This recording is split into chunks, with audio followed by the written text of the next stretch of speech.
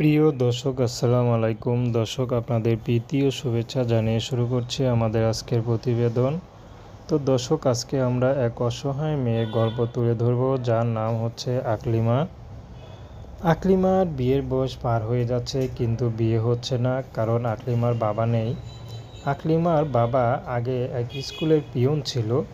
তো বর্তমানে আকলিমার বাবাটা মারা যায়, তো সে কারণে তাদের অবস্থা খুবই খারাপ হয়ে যায়। তো বর্তমানে তার মা আছে, ছোট একটা ভাই আছে, আকলিমাই বড়।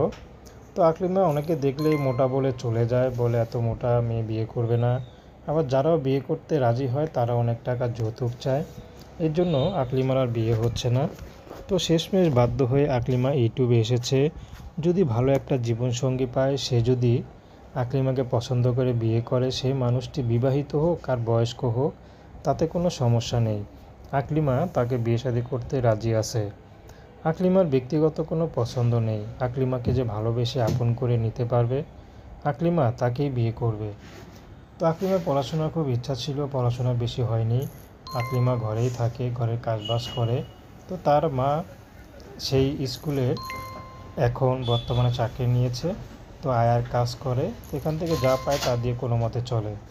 তো দর্শক, প্রেম ভালোবাসা সাহায্য সহযোগিতা বিয়ে শাদী করা একান্ত আপনাদের ব্যক্তিগত ব্যাপার।